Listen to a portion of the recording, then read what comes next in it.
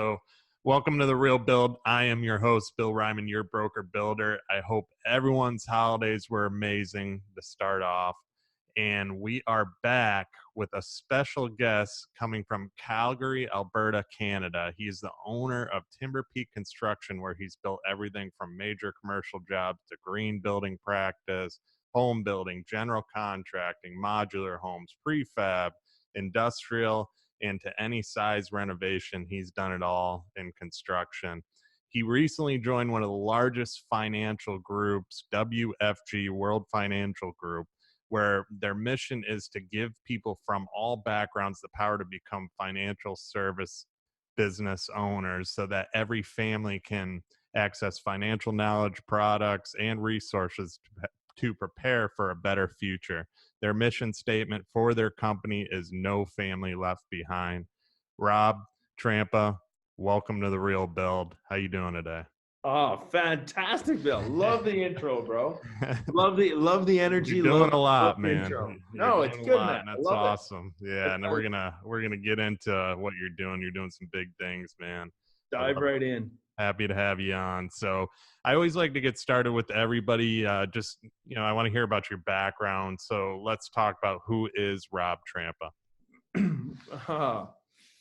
I guess in a nutshell, we like a little of everything. I've done a little of everything in my sort of career, if you will.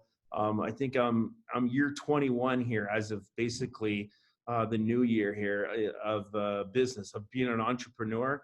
My first 5 years, I started as an owner operator in the distribution phase.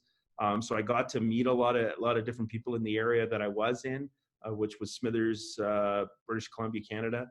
Got to meet a lot of great people, and it was my sort of first taste of business. But one thing I recognized the fact that I had two hands, and if I wanted to sort of succeed in business, I had to have more hands.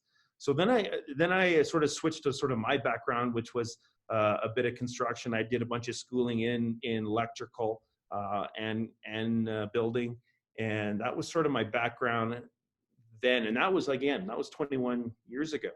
And I actually built my first home when I was 23 years old, and that was sort of leapfrogged me into construction and everything else. After my 5 years of distribution, I got into construction. I was approached by a German fellow. His name was Gunter Zwiffler. So we had a dynamic duo partnership, and we thought Timber Peak Construction at that time was gonna be all and end all of everything. So that's where it kind of started. We started that.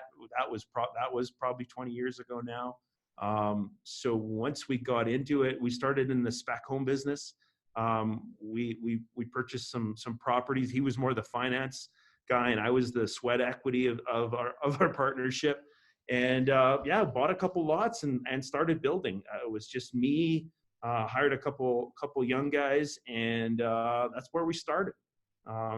So obviously, since then we've kind of grown up and got into bigger and better things. But that partnership, again, in business, a little of everything.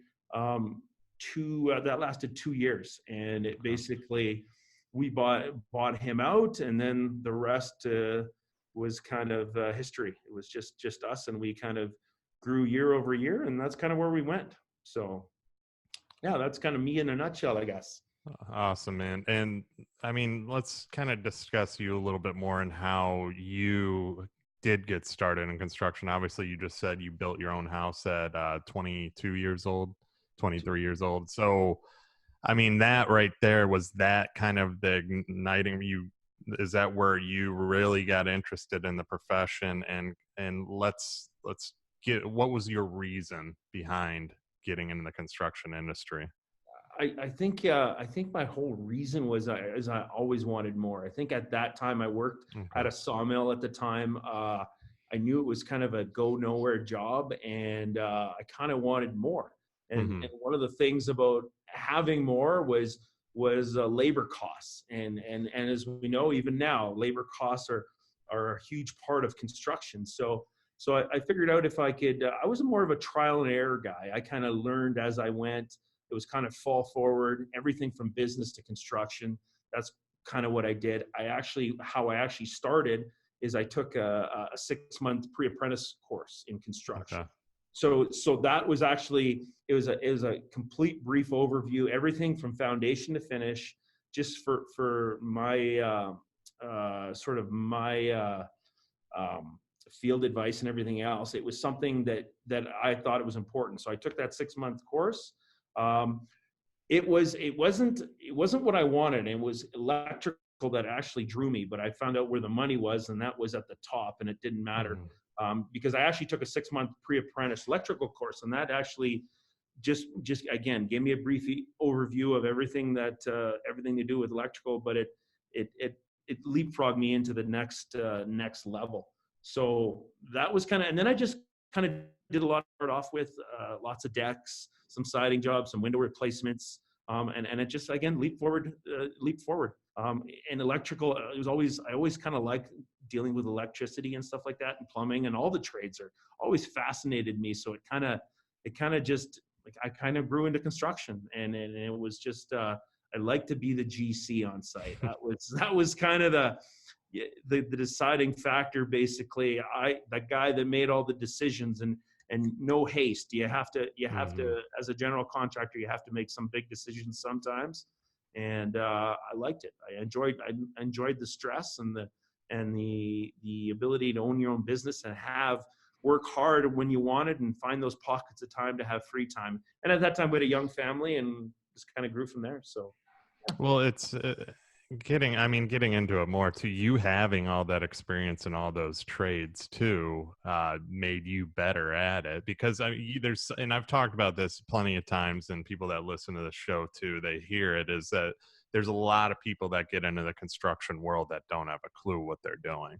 They think it's, they think about the money. They say, oh, you probably make a ton of money doing it, so I'm going to hop right into it. They take the GC test, get their license, and then they go and try and build a home. So you having that experience and knowing plumbing, knowing electrical, knowing, all the different things that go into building a house is what made you better at it too. And I've grown up in it too. And I always tell people I know this business more than anybody because I grew up in it as a little kid. I was on job sites. I see how I've seen reality and doing and actually doing the stuff too. Like I can do anything in my house that, fix it and stuff like that, where there's a lot of people that probably have never even swung a hammer. So so if you want to dissect that a bit, that's kind of what I did. And just for you to reiterate that, and I'll do it right now. That was part of my life. And what I did was I was a lumber graderman at the time. And on the side, I went to school and I learned about it. Then I built my own home. I actually renovated my first home. That was kind of thing. And I did that at 21 or something like that. Flipped it, made some money, bought 2 lots.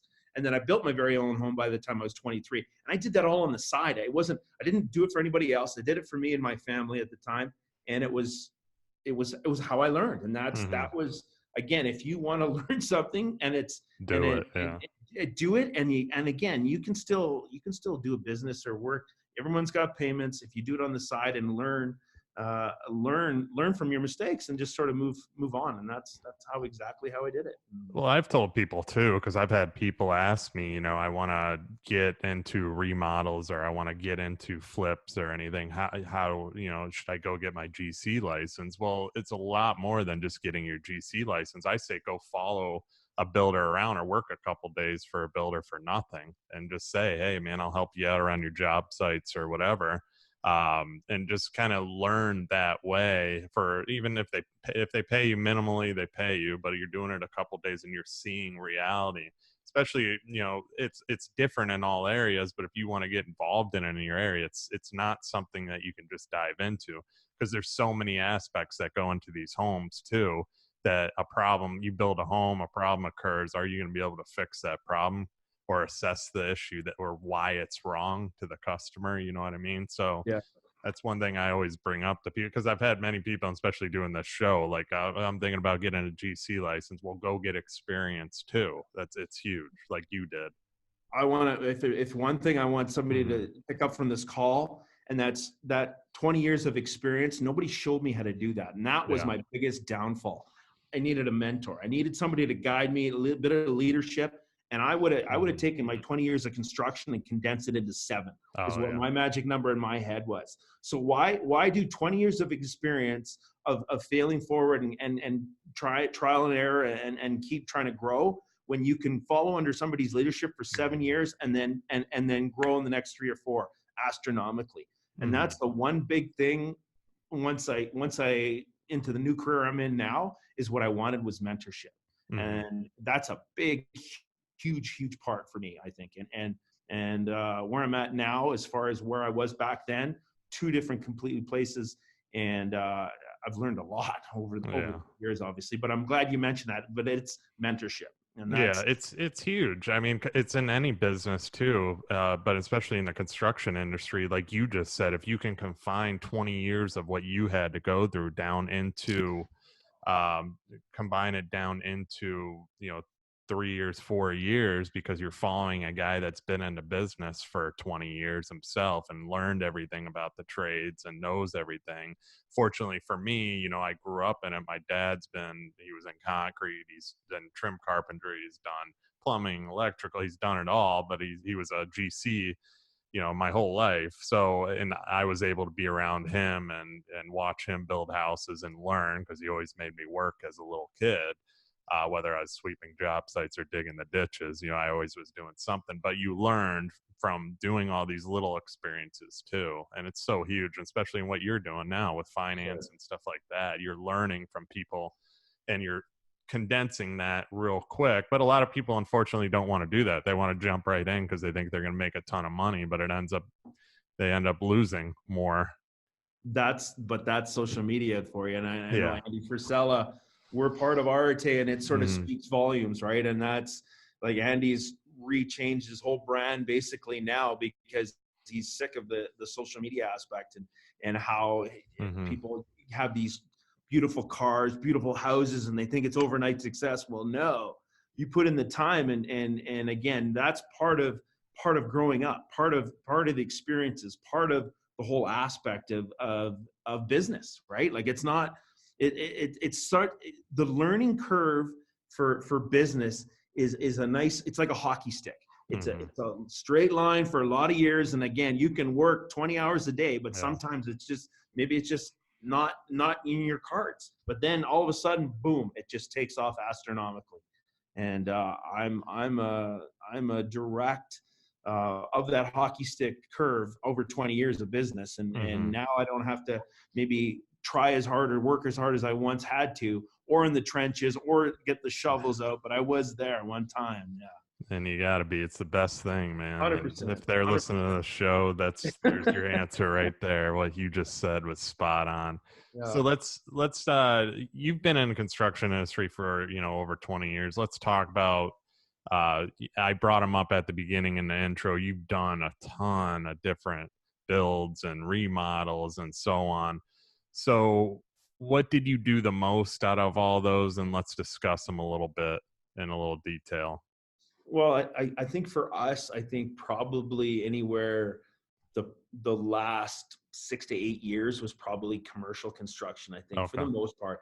And it was again, we had I again learned early on that many hands makes profits, and in the business, and we kind of didn't turn a blind eye to anything. Like I would kind of bid on a lot of stuff, just to get, again, one, experience, 2, to keep my guys busy. And that was a big thing. I wanted to create a crew that I could basically say no to. I wouldn't say no to any jobs.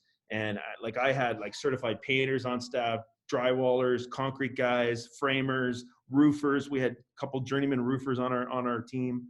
And that was a big thing. That was a big thing that I learned early on as well, was team. Together, Yeah. everybody achieves more. And that was our sort of logo. We were branded by that. Still am today in the finance world. I call our whole thing is our team, because it's not one person, it's everybody. And we just took it upon ourselves into basically every job. And we the one thing when you have a group or a company, that you don't just specialize one thing. You can add more guys to the mix in a heartbeat. Mhm. And some jobs, when they're lagging in time, we could add more bodies to the mix. And the other thing is we kept everybody, because we were doing something new all the time. We were always on the cusp of building, including a green build that we did. We did an actual net zero home. The whole project took a year and a half to build, but there was so much to learn on that. Like, Mhm. and intense. You want to talk about intense? This was another a German lady that I didn't know the word intensity until I came to this build, and we had 69 architectural changes before the roof went on. Like, you want to talk about a business, and nobody signed up. When you get clients, and you don't know who they are and what their background is and everything else, like, wow, when money's involved, and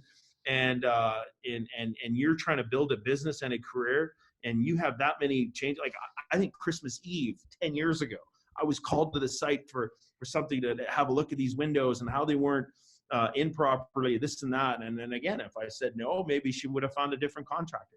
But again, keeping your clients happy and sort of moving on was a big part of our business. So yeah. So mostly, so you going in the commercial end of it. So you did mostly commercials, commercial in where you're at too. You know, commercials probably pretty similar everywhere, right? As far as the build, explain the build process on that just a little bit. And you know, because this is, you know, as you know, the show's more about kind of teaching people what to look for in construction, real estate, you know, those kind of realms. So let's explain maybe how you went about the what should people look for in those commercial projects if they're working with a contractor like yourself. So what I found with commercial was it was a business transaction, and if you have a business transaction in mind, you do work, you get paid for it. But Mhm. again, if you don't do the work properly or miss something, somebody's going to make sure that you don't they're either going to short sell you or not pay you all outright or something. So again, keeping in mind it's a business transaction between you and that client. And the one thing about it was it wasn't always one client. It could be a shareholders. It could be a multiple people. It wasn't just one person writing a check. You had two signatures or whatever, right? There's a Mhm. multitude of different businesses. And we did some pretty cool commercial builds. I think we did banks. I did a Scotia bank. We did a demo on a bank, which we had at that time. This bank was built in the 70s, and they had 2-foot concrete walls with Uh, 8-inch grids and 1-inch rebar. Like, we for we had a jackhammer on 2 bobcats for 2 weeks, chipping away at this safe, and the door on the safe was massive. Like, but again, part of our job description was basically we would do anything, and that mhm. was one of them. But if anything, to for your listeners, is basically it's a business transaction on the commercial end of things, and every building is a little bit different. We did actually some big McDonald's renovations. There's another thing, just as far as franchises. Every so many years they have to contour to the new look, to the new commercials and everything. So there's what's the word? You can look for that kind of work as well, because every couple of years they have to replace their colors or signage or whatever. So there's always consistent work in the commercial aspect. So that I like that as well. For my guys, we're always staying busy, and there's not only that, but they would make one phone call if they're needed anything done right away, and they would phone us and we'd take care of it. And that's what I liked about commercial. Homeowners tend to be a little tighter on funds. Mhm. Not everybody can afford a like kind of a what you might call it, just can afford some of those higher cost bills. So that's what I liked about the commercial Yeah, aspect. commercial. It's always known that there's a little bit more freedom too, versus you working with the homeowner. Usually, obviously, the homeowner's going to be more involved on a home versus a company being involved in a commercial build where you're dealing with a bunch of different people too. So that kind of goes into the next thing too, where you're at. I mean, obviously, homes are built different everywhere. Down here, I mean, we're so strict with hurricane codes and stuff like that. How are your homes built where you're at, and what should people look for when building so they know, they're getting a quality home in your area? Well, for us, it was always so Timber Peak Construction. We kind of started with timbers being kind of a street appeal. That was kind of our sort of forte, and we got a lot of jobs because of it. We always had pitchy Hmm. roof peaks, so that's where the peak came in. And we always went above and beyond and stand behind our word and our name. I wouldn't think twice of myself or sending a guy out if we had issues on one of our builds. And again, that goes a long way uh, with your clients. And in a small town, again, I was super fortunate. I find myself grateful. In a town of 5,000 people, and we maintained a business, a construction business, mind you, for 15 years in that community. And again, it's we did a lot of good for a lot of people, and we did a lot of builds, and we did a lot of projects. Hmm. And you can do a lot of things when you have 20 employees under your belt, and you can build a lot of things. And if you stand behind your name and what you're about, and make sure always with integrity in mind, yeah, it goes a long way. Well, I always talk about too. I mean, in with people, because that's why one of the reasons I started the show. It's more of a passion project for me. Is that, and I say this a lot, but I always say people really do need to do their research on a company too, because companies that have been around, like yourself, that were around for a long period of time and had that reputation for the quality and stood out and went above and beyond for everybody too. I mean, that should matter in such a big, expensive project too. With us, and that's what I always say is we're there no matter what. I mean, even after our warranty's over, I just helped somebody the other day because I wrote Christmas cards and I said, if you ever need anything, call me. Well, an older lady called me. She's 81 years old. She was having an issue because water was falling into a planter. The planter was getting overrun by water and it was going into her garage. Well, we built the house back in, I think, 2000. I mean, that's how many years from now, and 20 years, and 20 years. and and and and I'm going over there and she's like, yo, you were like an angel from heaven when I got your Christmas card, because I really need your help. And it's so hard for them to get a hold of gutter people and so on, that are actually not gonna take them for granted, where she's like, I trust you, can you handle this for me? Well, I got my gutter guy over there. He's going to install a gutter that's going to keep that runoff going from that, and she's going to get it at a good price because it's through, so it's just taking care of people. Even 20 years later, we're still taking care of people as a company. A lot of other companies wouldn't do that. They wouldn't give them the time of day. So it's just, that's an old house. What do I want to mess with that?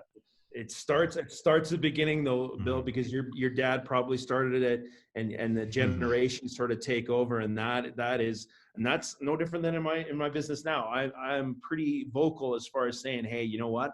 I've planted my flag with WFG here, and that's where I'm going to be for the next 10 to 15 years. Mm-hmm. I see myself building teams and companies within this company, and but it was no different in construction. So that's where my integrity comes into play. Was I would look after anything and everything that we did. I stood behind all our work for the 15 years I was in that community, and anything that we touched, we redid. And I would be happily go over there, because the one thing, 81-year-old grandmother, she has grandkids, she has Mm-hmm. generations. You want to look at that was the one thing, you want to look after generations, not just a quick buck. It's not about Mm-hmm. the buck, because it's you're building a business, and it takes time.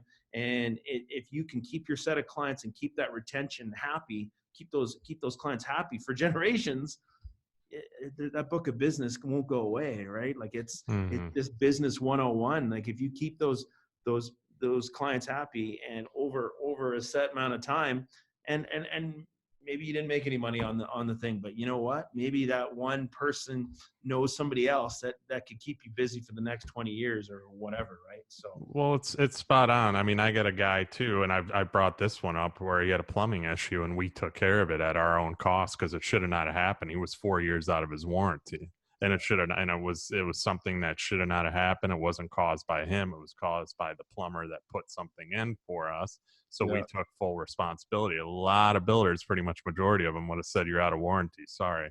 I'll maybe set them up with a plumber, but that was it. Well, I went over there, saw the problem, and then the way we are as a company, we took care of it. And since then, now I'm scheduled to meet with two of his friends from Michigan that both want to build houses. And he said, he goes, you gotta go with these guys because they're going to take care of you. And that's the way we are, that's and it's with any company. If you just take care of people, sometimes it's unfortunate that it's got to be on your dime, because if it was your fault, you should take care of it. You Some should. stuff happens with homes to where, with age and stuff's going to happen all the time. Like with the old lady I just talked about, Yeah. setting her up, and she's going to pay for it too. But do that too. You can set people up, schedule them for stuff, be that go-to, be that gatekeeper is what I say too, to where you're always at top of mind for them as a Yeah, business. we just talked about this morning because of our RTA call the other day, just as far as thanking your customers, and those customers are keep coming back.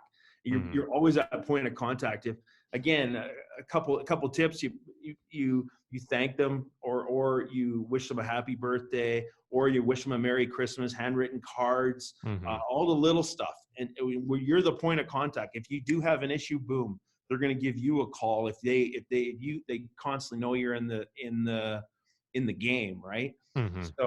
So that's why I'm vocal about me planting my flag here with WFG as well. Just as far as I see the good we do for people, and it just doesn't stop, and it's part of the planning business. So yeah. Exactly.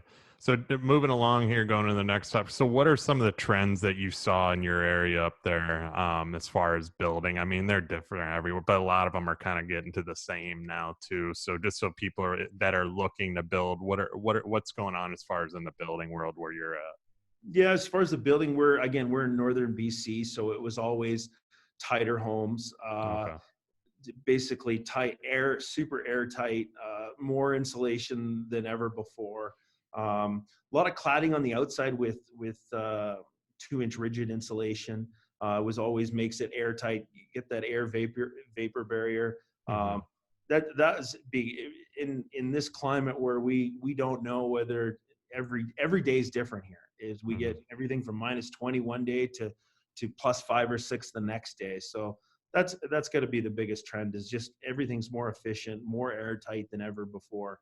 And us as builders just having to educate ourselves, right, on all the latest tips and tricks. I on Instagram, they always point out all the building shows and stuff like that, what's going on. I think us as entrepreneurs, us as business owners, have to stay on the cusp of that stuff, right? So it's good that we acknowledge it and talk about it all the time, and to bring it into your areas. It doesn't matter where you're at in the country. I think we have to stay on the cusp of generations and how everything's moving forward. So Yeah, it's always changing, like too. It's constantly where their colors green, blue, something, the next year, or their yeah, styles coastal, contemporary. It's never ends. But never ends, man. I mean, we're seeing a lot of energy efficiency here. It's polar. It's opposite for us, though. We're trying to keep the homes cooler.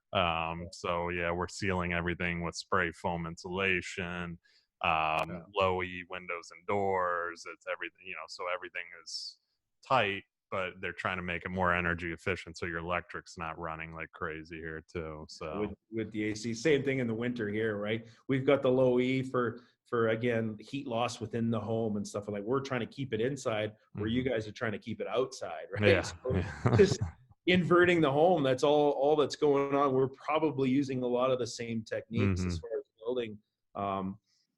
Yeah, and just kind of moving forward with that.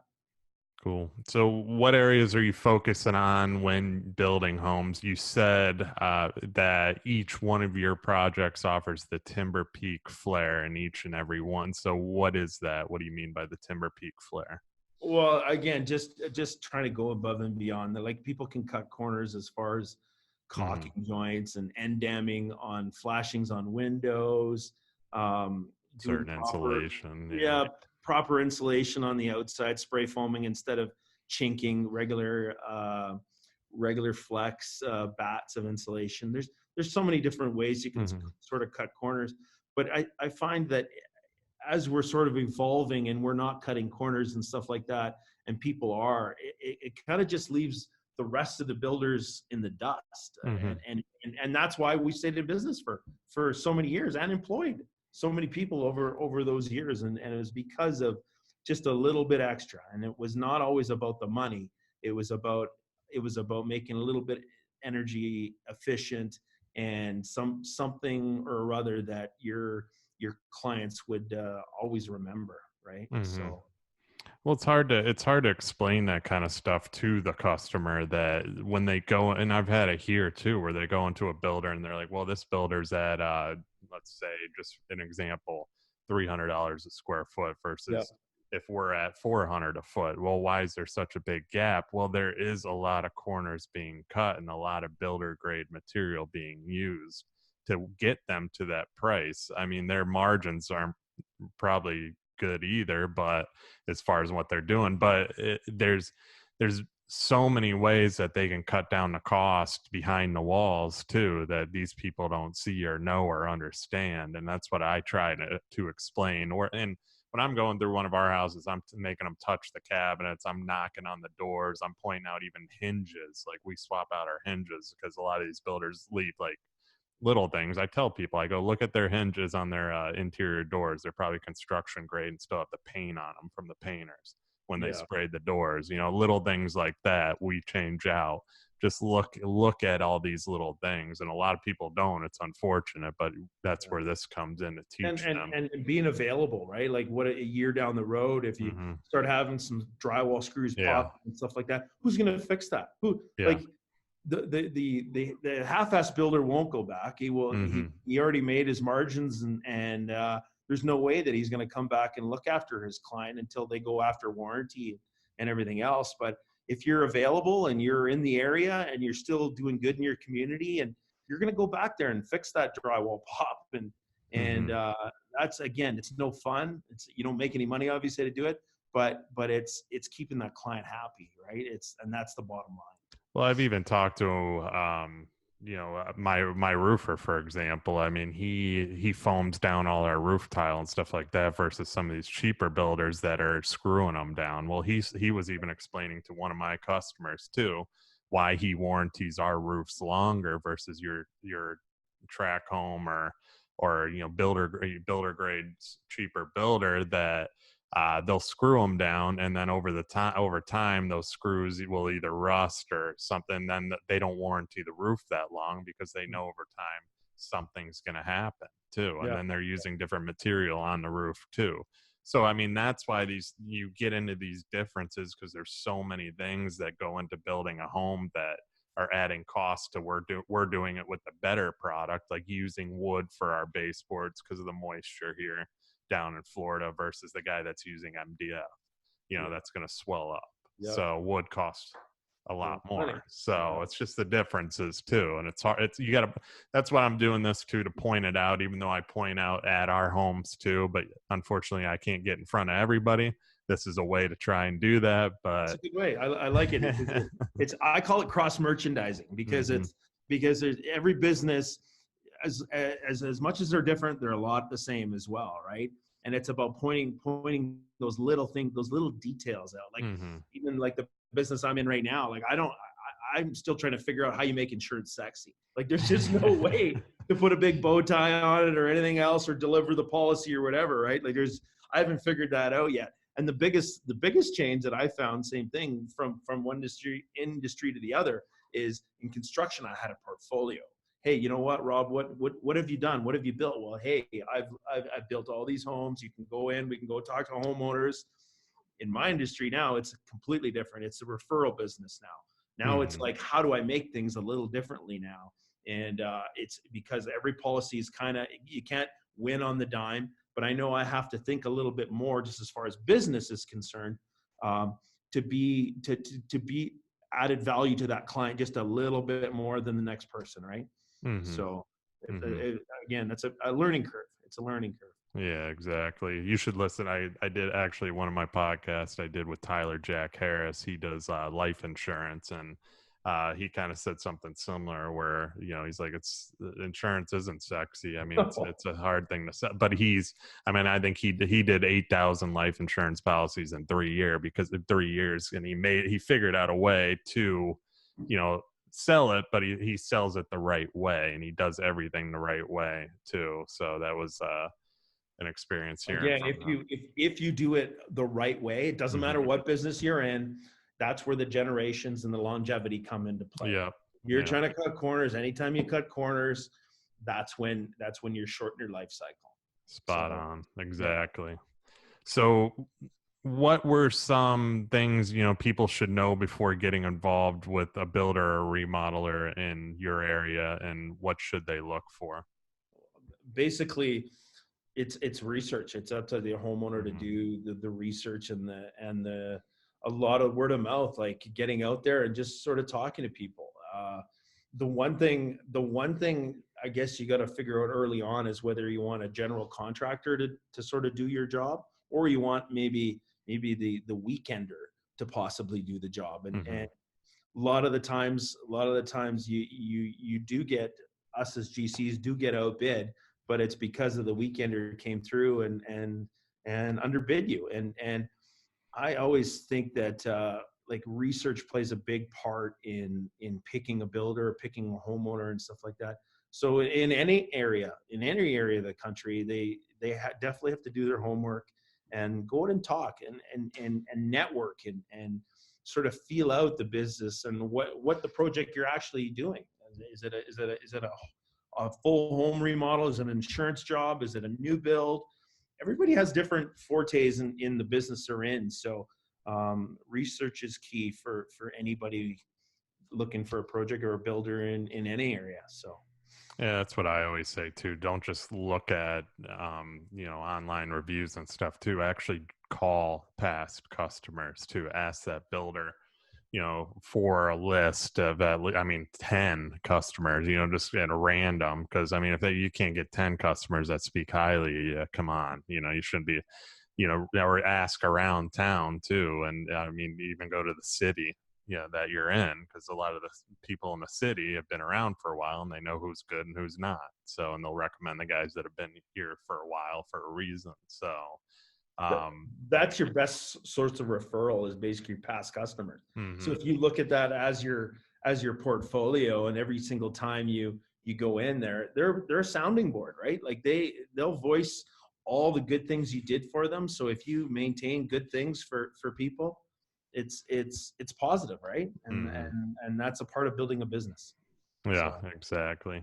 So, big one here. So, about a year ago, you made a big change. After spending most of your career in construction, you started to transition into the financial world. This is way different than what you were used to. And I mean, it's almost polar opposite. So, what made you make this change?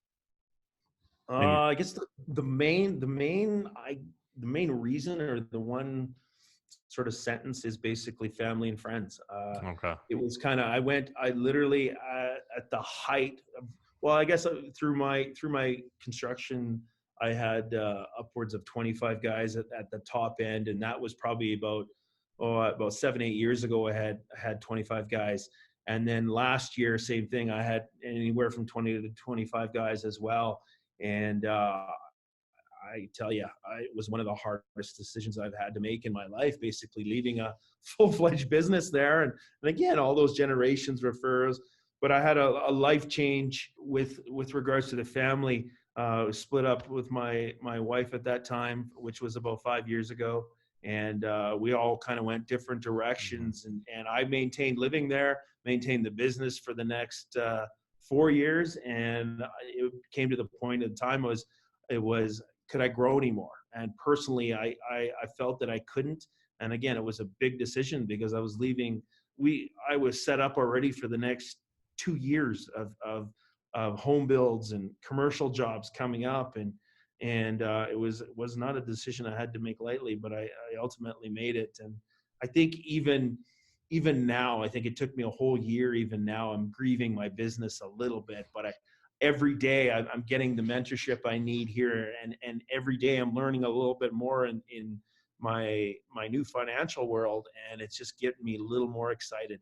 And I still do have a passion for building. I still love the whole aspect. I'll build one or two of my own homes here one of these days, once I get a little more established here in this business.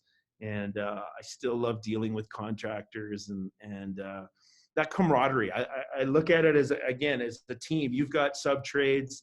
Mhm. You bring different people to the table for different reasons. And it was always a problem. So with every problem, you could find a resolution. So I like that aspect of building, and it was just it was always kind of fun to sort of. I treat it like a game. I treat it like a Mhm. game. Just as far as you could hopefully do something better and than the next person, and cheaper, is ultimately is what you're wanting to do. And but I made the big change into the financial world a year ago. Moved to the big city. That was another thing. Logistics. I did a couple of projects here when I first got here, and I liked it. But again, logistically, from where everything was kind of set up and kind of in motion already, to going back to business, to starting all over again, starting with me having to run to the lumber store, me having to set the trades up, me having to Mhm. do every little thing was again, I'm not a spring chicken anymore, but it's and I enjoy it. If I could, I can always fall back on that again. But I'm more than happy to where I'm heading in the financial industry here in Calgary. So Well, I mean, and then building also, like we talked about before we start recording here. I mean, it's gotten you to where you are, and you've learned so much in that aspect of running that business to where now you're in the financial world and starting a new chapter in your life to where you're going to learn more, but you can implement those things that you've already learned. You know, running a full team and like you did in construction and bringing that to your World Financial Group and your team, and then eventually, who knows, maybe down the road you'll get back into building, but then you'll have financial experience to back that too, to where you'll just be a powerhouse. So, you know, you'll have the best of everything back in you from all the experiences that you take on in life too. But that's what life's about. I'm going to tell you something to add to that. And one of my goals in life was to build a skyscraper. Mhm. And again, it's just one of those things I'm always fascinated by building. But if you actually sit back and watch a building going up in the city, and how many people it takes to get everything going, and in multiples, every floor is kind of the same. So Mhm. it's just a matter of setting everything up, pouring concrete, doing whatever, ripping it all down, reset on another floor. Didn't matter Mhm. what. My biggest building, I think, was only a 3-story building, but or 4-story, I guess it was, but it was a multifamily dwelling of 30 units. But what was cool was with my goal of building a skyscraper. I didn't actually realize this to I went to our Arate Live event in St. Louis, and I sat beside an orthopedic surgeon flying from Toronto to St. Louis, and I talked to him just like I'm talking to you today here, and it was just about your goal, and my goal was to build a skyscraper. Well, he looked back at me and said, and he pondered for a second, well, now you can finance one. And I thought, ooh, that's fantastic. That's where I want to be now.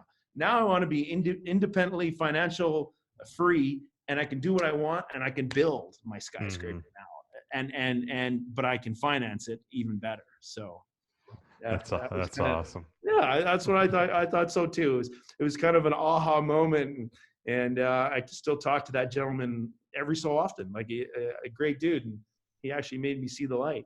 That's So cool. Yeah, I mean, that's just right there what I said. I mean, you're going to be able to implement what you're learning now, what you learned in the past, and then be able to do that one day. And that's a major goal right exactly, there. So, exactly, exactly. let's discuss how what you are doing now with World Financial Group can benefit my listener a little bit. So, this show is about real estate and construction related industries. You know, whether it's buying rentals, renovations, interior design, stuff like everything in those industries. So, what with you can people what could people look for, you know, as far as within the financial world? Like, what should my listener how can you benefit my listener with what you do now? Let's put it that way.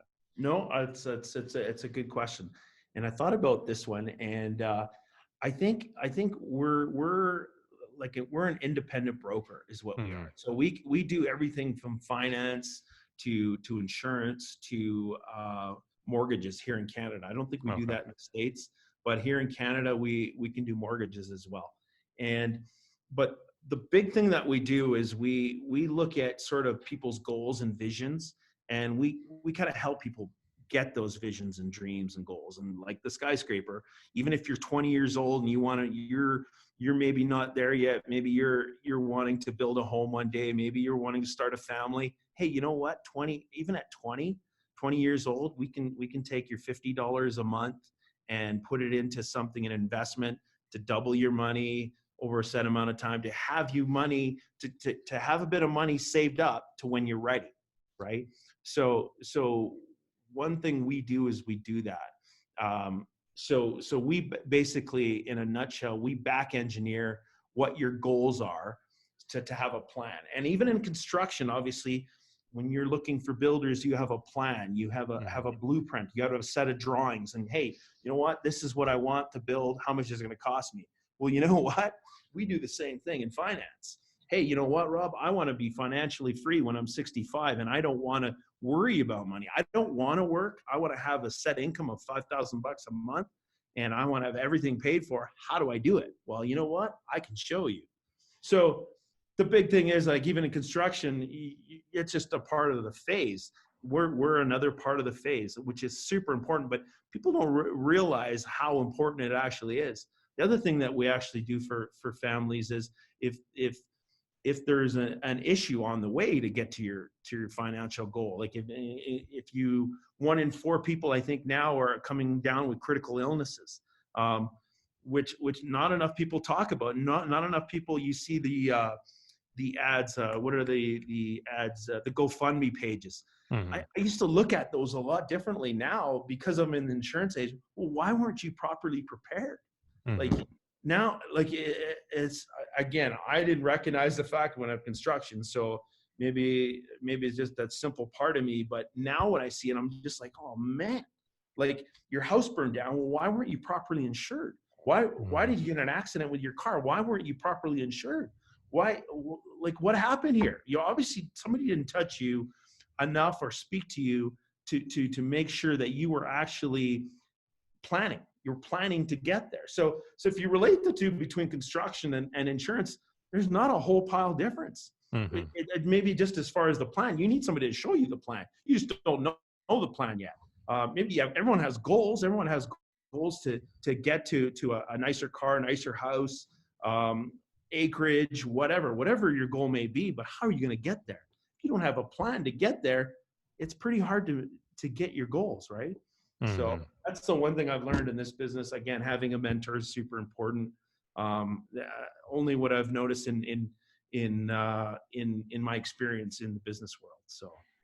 Yeah, I mean, and that's the thing though too with I mean, not a lot of people have a plan. They say, I want to buy a house, or I want to invest in multifamily, for example, or I want to own rental properties, rental homes around there. So they don't know how to get there, and that's where you come in too. And then you having a construction background and experience in that industry too probably helps your cause to 100%. Insure them properly too, especially builders and so on as well. So, and that kind of goes into my next question too. Why is financial planning so important, and what should people look for in a financial planner? Just as far as, again, relatability is a big factor. I've always tried to stay relatable as far as doing the right thing, doing stuff for my giving back to the community. Even now, I coach a midget 1 hockey team here in Calgary. Don't have any kids in the game anymore, but I once upon a time. But it was, again, it's a way to meet people and give back to my community. And for me, hockey was a big thing. Team, again, always giving back.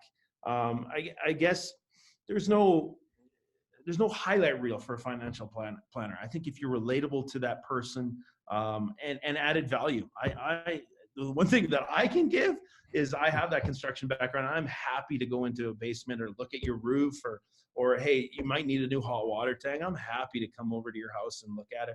No charge at all. Like I'm just happy because I'm still passionate about building. So as far as somebody in the insurance business, look for somebody with some passion. Hmm. is I think, because there's not a whole sense of ha ha rah rah here in this industry. Like, again, coming from Smithers to Calgary, completely different game, where we used to walk into a place and it was just like boredom and ho hum. Here's your insurance, fill your paperwork out, pay your money, and walk out the door. Well, we try to offer an experience here, and it's about the passion. Like, if you're not passionate about what you're doing, you might as well find something else. So that's it in a nutshell. So what kind of paths can you recommend to, let's say, somebody that's looking to purchase a home or build something on an investment end, or as far as financially planning to do it? What kind of recommendations can you give somebody looking to, Any get into investment property, something like that? Again, anywhere from a universal life policy or a whole life policy. Uh-huh. You can borrow against that. You can start the investment, and you're properly protected, and you're protecting your family in the same time. So Okay. your investments are growing, and everybody offers a little different. So it's up to your planner to make sure that he's on the cusp as far as putting that investment into something that's going to make you money. And even with inflation, right? Like, a lot of people don't recognize the importance of inflation.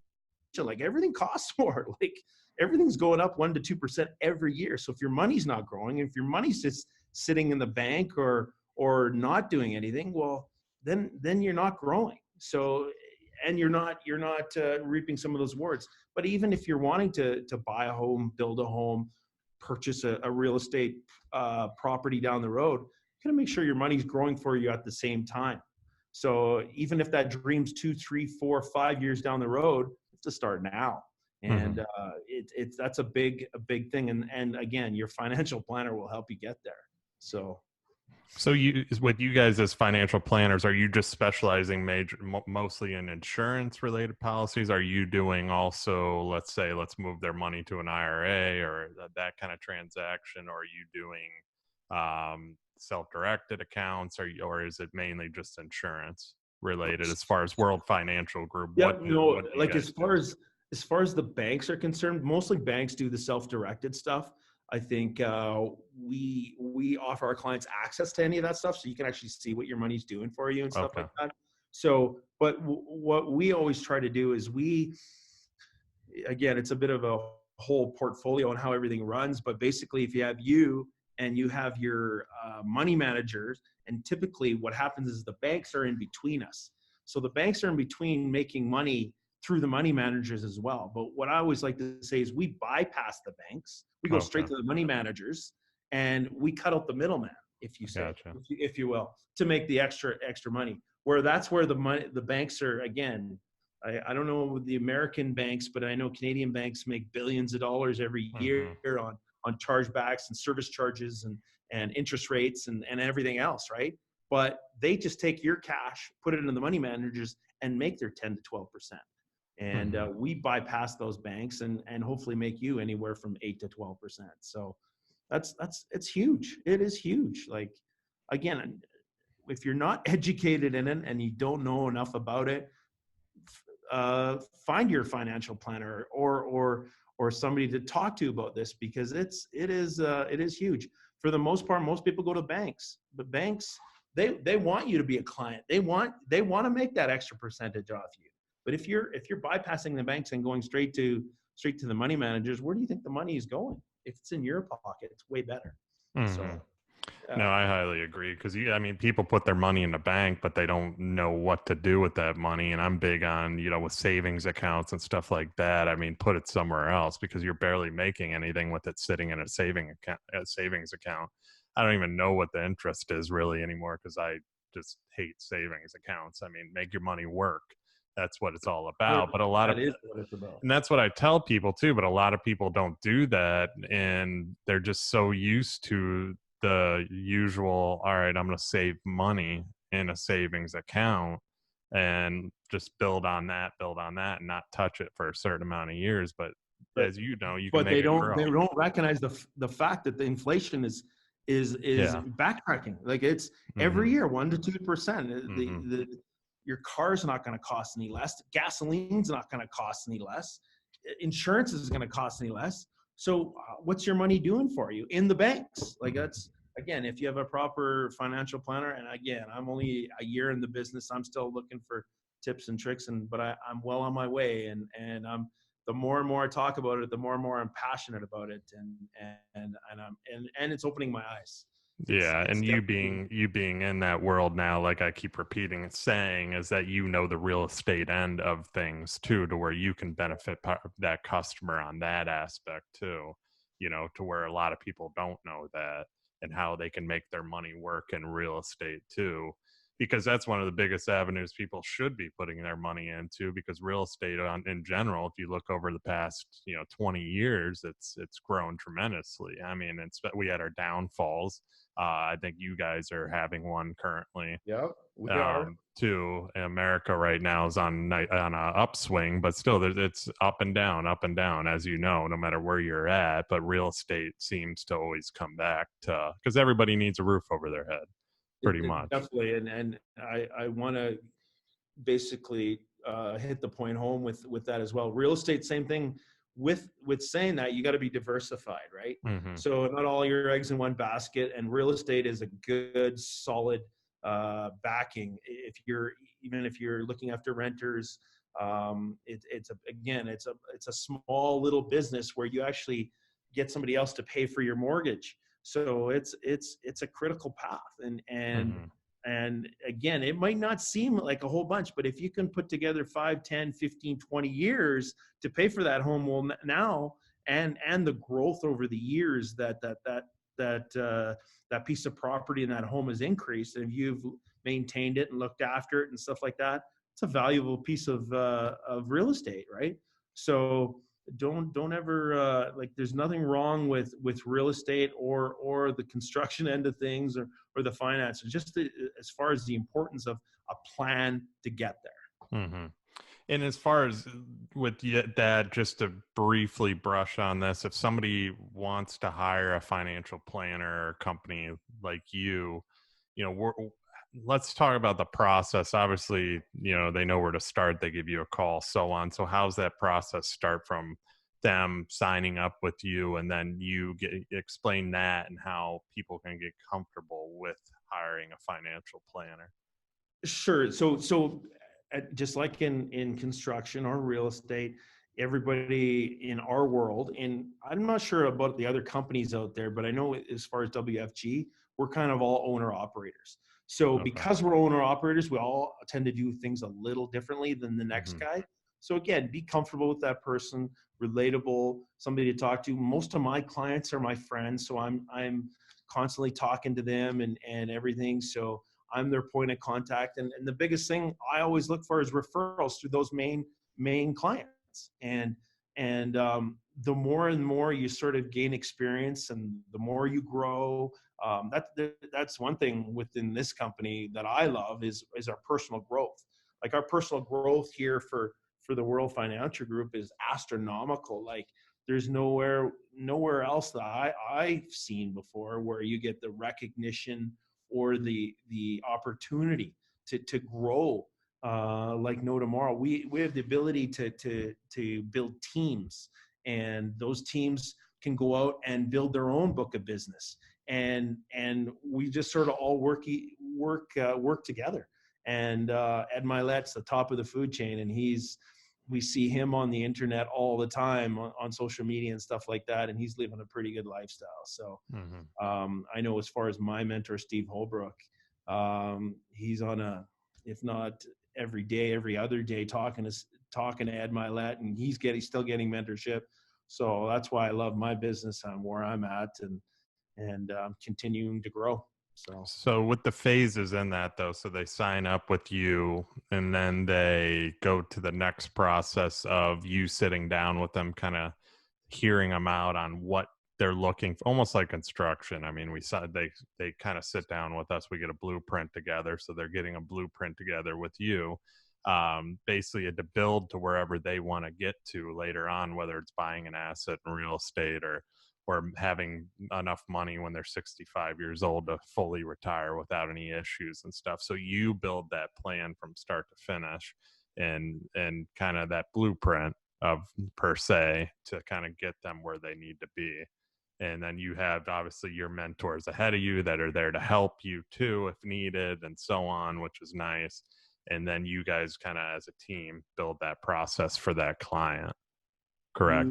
You actually hit it right on the head. Like it's exciting, because what happens is everybody comes from different backgrounds. Everybody's in a different place in their livelihoods and in their lives and their lifestyles and what they want and where they want to go and this and that. So when they sit down with us, we basically we take a snapshot. What are your finances look like today? So we take a snapshot of where you're at today and where you want to go and where you want to be when you're retired. And how are you going to get there?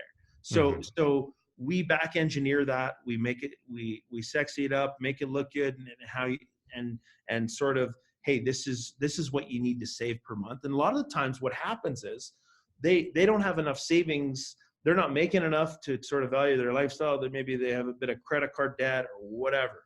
So you know what? Us as a company, we can actually offer an opportunity to you. You know what? We can actually offer you a business within our company to get started for a measly $139 a month. You can sign on leadership. You're going to learn about money and finance and everything else. It's a totally legitimate business, because we're in the insurance world. We have to be accredited through some provincial tests and nationally through the insurance board. So we have to, again, and to do that, you spend another $169, I think it is. So you can be a part of our group, and then we sort of look at, if you're a part of our group, we look at your sort of markets, and every family that we sort of sit down with, rough and dirty, is the equivalent of anywhere from 4,000 to 5,000 points. And the point system in our industry is kind of how we base everything on it. That's kind of 100 or 100% of the points. But if you start on with our company, you start on what is called a training associate. So you're still up and coming, you're learning and stuff like that. But if we sit down with one of your families again, we're just helping. We look at their sort of snapshot, their sort of freedom, where they want to go. Maybe they need some insurance. Maybe they need to move some money into some better investing. But that same training associate would make $1,300 roughly for that one family. So you sit down with one family, you make $1,300. We can help you make a bit of income, a little side hustle. So that's where the opportunity comes with our company. Is maybe and again, worst case scenario, you're in our business for 6 months. You get some great training. You learn a lot about what we do. You learn about how we help families, and we want to leave a good impression.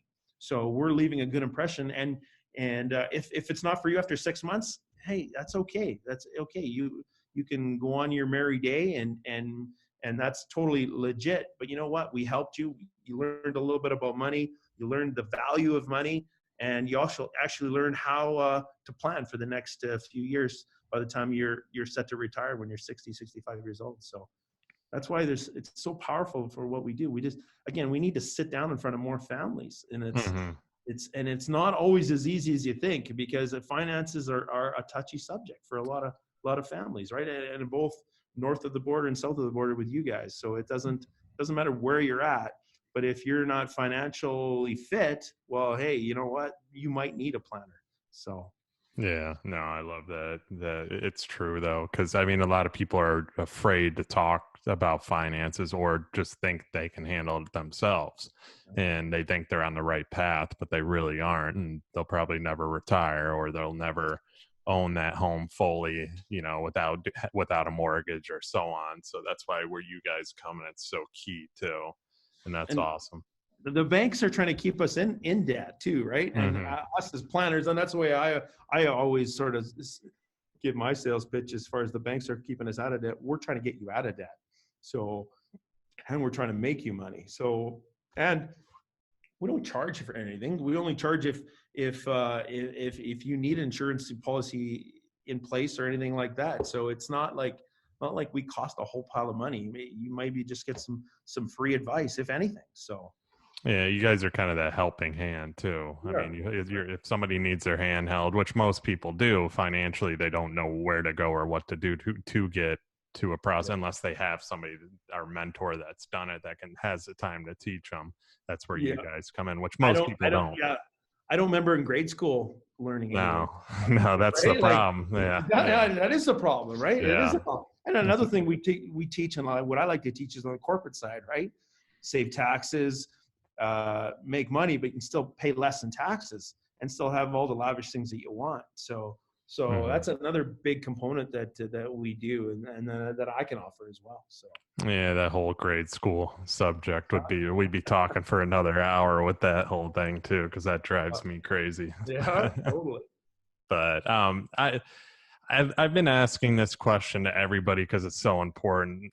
What about you and I want to get into you personally. You built an amazing company with Timber Peak Construction. Now you have started a new journey in life with World Financial Group. What lessons have you learned throughout your journey, and that we should all apply to our own business or lives that can help us grow? Good question. Big question. Yeah, I think in one word to sum that up is integrity. Hmm. Always your core values is huge, right? That was one thing that joining Arate was part of the personal developing side. Is basically everybody from when they're basically living at home to as they're growing up to gaining the experience going to school and everything else is core values. What do you actually? What's your sort of your down to a core? What do you stand for? What Hmm. are you about? And I think if you bring that to the table and maintain that, there's one thing to actually say it, and there's actually one thing to do it. So if you have that integrity and drop a thing as a set of core values, and I know Andy Frisella talks about that all the time. He's got his set core values. If anything there's an issue, he goes back to his core values, and it always stems back to that, and that's the bottom line, right? If in any business in any way shape or form, if you go back to your core values and have integrity in doing it, and you're going to be successful. So that's the big thing. Yeah, it's the structure of your whole business. Plus, I mean, the word having integrity in general is what you need to run a business or be an entrepreneur too. I mean, it's so big too, but your core values, it's in pretty much everybody I've interviewed on my show too, because they're all entrepreneurial people with the same passion of helping people, taking care of everybody, and doing things the right way. They all abide by a core value or have, their full core values laid out too. And if you don't go buy them within the company, you're gone. Go somewhere else too. So, um, No, for sure. what about you? I like asking this question because most people don't ask it. What are your plans for the future, whether it's business life? We talked about you building that skyscraper one day. So, what else? Where will we see Rob in the future, and who will you be? No, you know what? I always, I'm pretty adamant as far as being vocal about that stuff because Hmm. I, again, if I've planted my flag here at WFG, I know I'm going to be here for the next 10 to 15 years, and I don't have a problem with saying that one bit. You can hold me accountable, and we have it recorded. So totally, I know where I'm going. But my goal in this company is to basically have a business in Vancouver, Edmonton, Toronto, and of course Calgary. So those are sort of my big focus areas, and I sort of started recruiting in those cities already, and basically building a business in those areas. And it starts where you plant the seed and watch it grow. Hmm. Those are the cities where I'm wanting to grow, and I know coming from Smithers, town of 5,000 people, I get it's a great community, great place to raise a family, but there's so much out there. The world is so vast, and when you set foot in the larger cities, and there's so much to do and Hmm. so much opportunity, and for what we do as far as no family left behind, I recognize the fact that a lot of people need help, and I want to create businesses and office spaces in each one of those cities, and that's sort of my future. And I know where I'm going, and I'm clear about it.